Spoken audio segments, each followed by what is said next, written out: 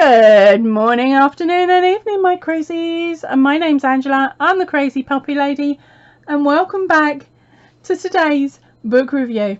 Yeah, you've seen the wording. It's classic Christmas crochet. It's a traditional Danish holiday decorations and gifts, and the book is by Heidi B. and Pia H.H. Johannesen. I will write that on screen as it's up the top in really small letters. I'll pop it here for you. So come on and let's go and see what patterns they've come up with today.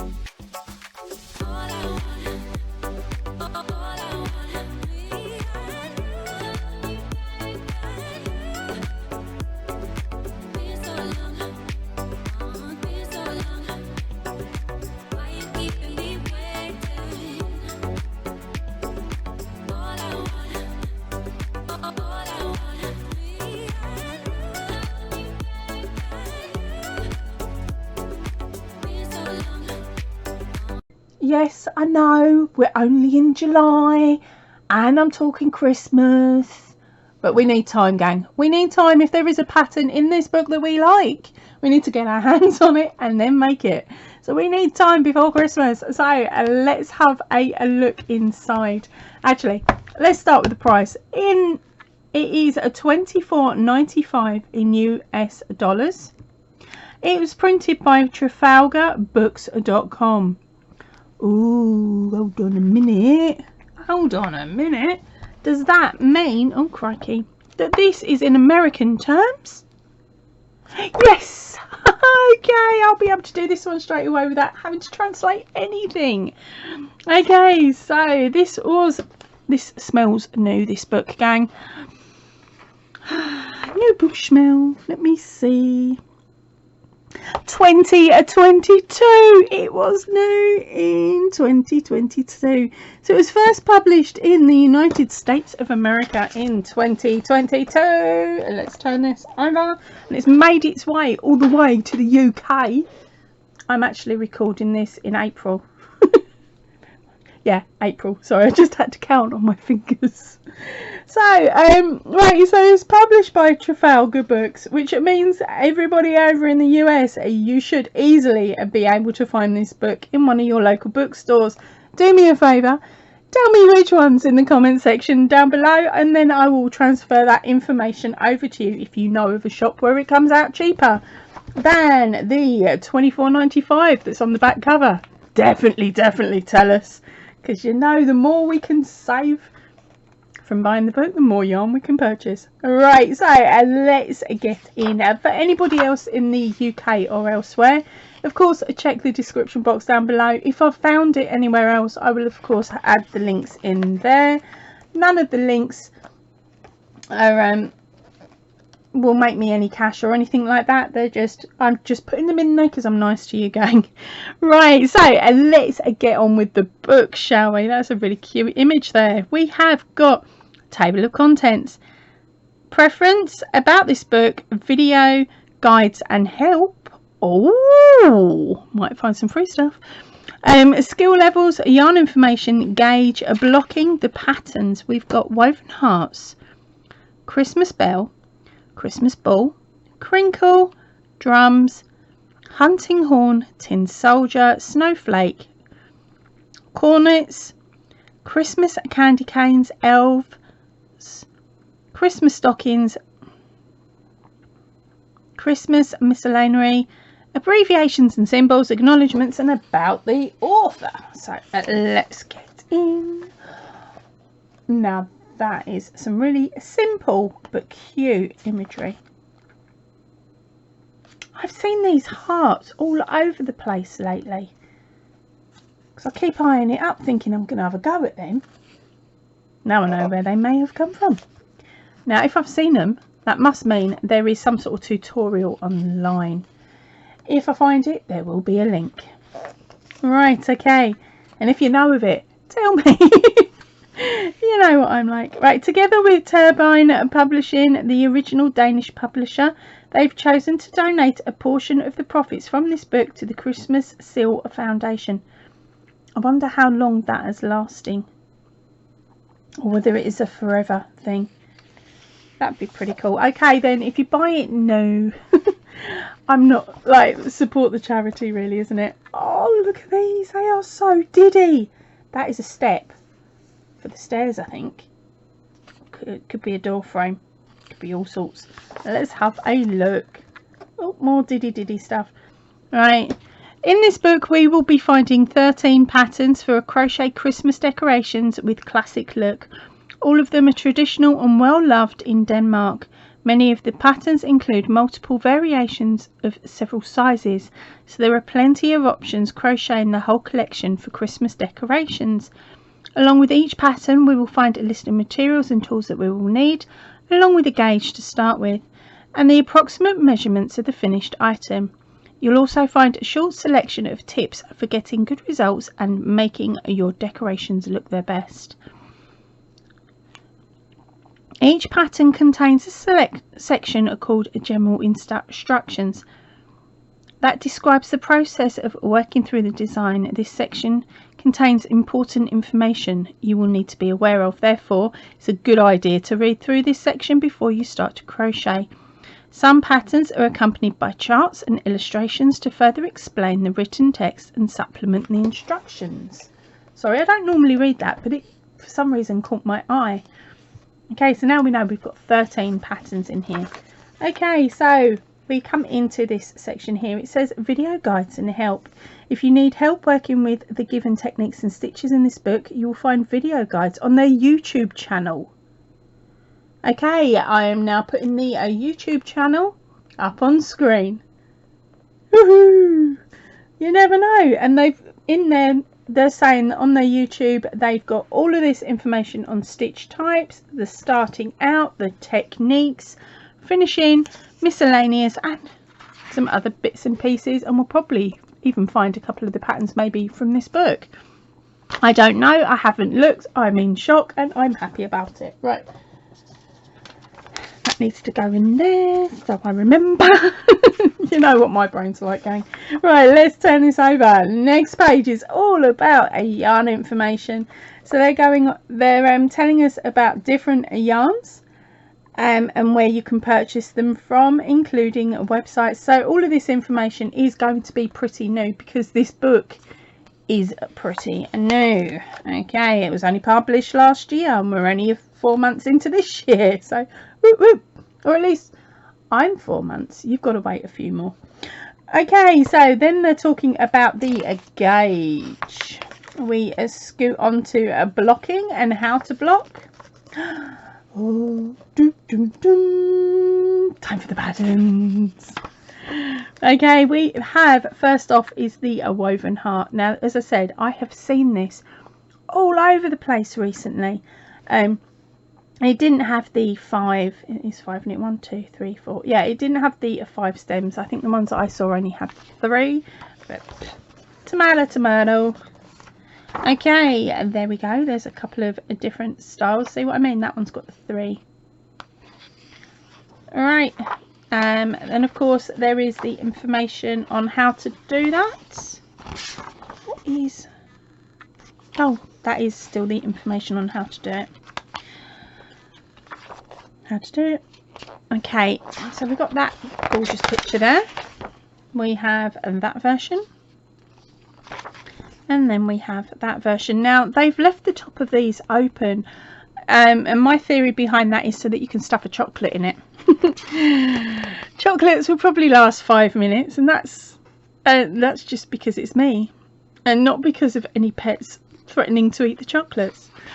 Okay, let's move on to the next set of images. Oh, still some more hearts there. So they're showing you different sizes in that image. Okay, different methods. Right, the next one up is the Christmas bell. Can you spot it? Let's see if they've got anything closer for us to look at. Oh yes, oh look at that, and they've even got the little dingly dangly bit. To be honest, if I was putting this on a Christmas tree, I would actually see if I could find some little bells to go inside them rather than just having the standard size there, because if I was going to make it, I'd make it to give to my mum and drive her insane, because hey, I may not be there this Christmas, so I can escape getting told off for at least 1 year. Right, okay, next thing up is some very simply coloured Christmas baubles, and it shows you how to do it, how to sew it, and all the rest. I've actually got some baubles somewhere, like the inners. I just haven't got around to using them. This one here is a dropped shape Christmas ball. They're actually very pretty. I like them. There we go, something a little bit more enlarged. Okay, and then we have, so that's what the crinkle is. Stop it with the rude thoughts, you toe rags. It's a oh, what are they called? The pastries that you get in America. I can't think. Someone will tell me. Please tell me, because this is going to drive me insane. But yeah, pastries. There we go. Okay, so then we're moving on to the drums. They are so cute, and to be honest, they look more complicated than they probably are. With this pattern, of course, you get the basic design for the drum shell. So they tell you how to make it just in simple colours, and then you have your charts and your diagrams on, so that you are then able to change the style up, and you could have one of these, or of course create a variation of your very own. Sneaky peek at how they hold it together. So stop chucking them. You're gonna need them way before Christmas this year. Okay, and next one up is the hunting horn. Some also know it as the French horn, because of course that is in the 12 Days of Christmas tune. And no, I'm not singing that. Okay, now we have a cute little tin soldier. He's actually really quite sweet. If you made a group of those up, you could actually have some fun with a tin soldier and have them line up. Oh, what's it called? Yeah, you could in theory make, say, 6 of these, have them set up on your Christmas table, and then use your Brussels sprouts to knock them down. It's the only good thing Brussels sprouts are made for, isn't it? So there you go, there's a couple of the bits and pieces that they've used. They've used quite a small thread for these, so these ones are dearly. But of course you could upsize them to any size you wanted with whatever yarn you choose to use. Oh, he's hiding in the Christmas tree. Okay, next one up is some snowflakes. Yep, all the same pattern there, or maybe not. There are 1, 2, 3 snowflake charts that I've come across in just flicking through quickly. So you've got at least 3 different styles of snowflakes. Then they have the cornets. So there's some really cute little, well, they call them cornets. To me they look like the older chip containers, but cool idea for holding some Christmas treats and stuff for the kids, or even a way of hiding it from the kids, depending. Right, they've also got a whole section there on chart edges that would go along with that, and then we have the Christmas candy canes. Those are very pretty, but they're also going to be very fiddly. Yeah, I'd like to make them, but I'm not gonna. I'm sitting here and I'm like, should I read this pattern just to find out how many stitches you're working in the round? No, I'm not even going to dare it, because as soon as I read it, if it says anything more than 6, I'll be like, oh, I could do them, and I'm not going to.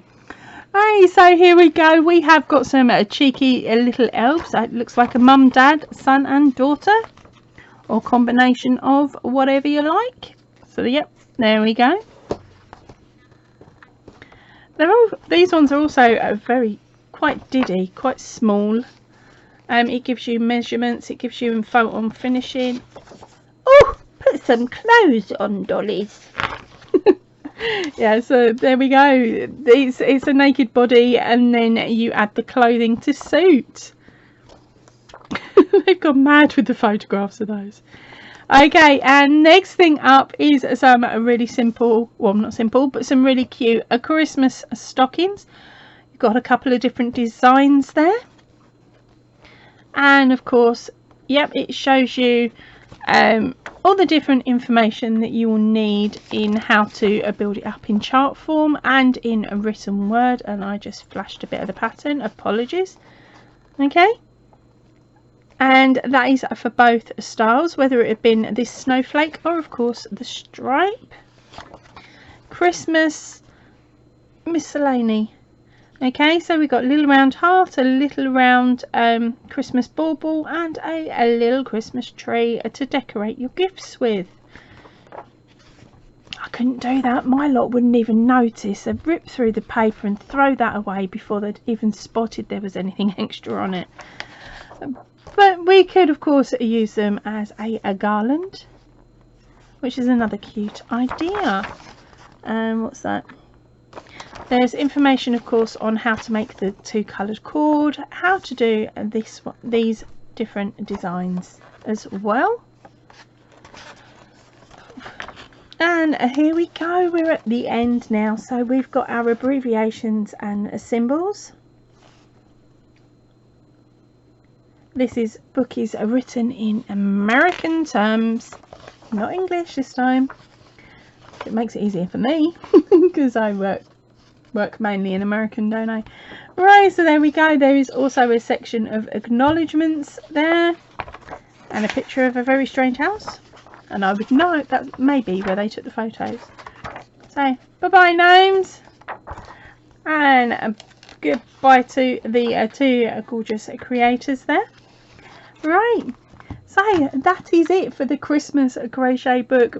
Do you think this one will make it to your shelf, or is this going to be a lend it from the library like Poppy does?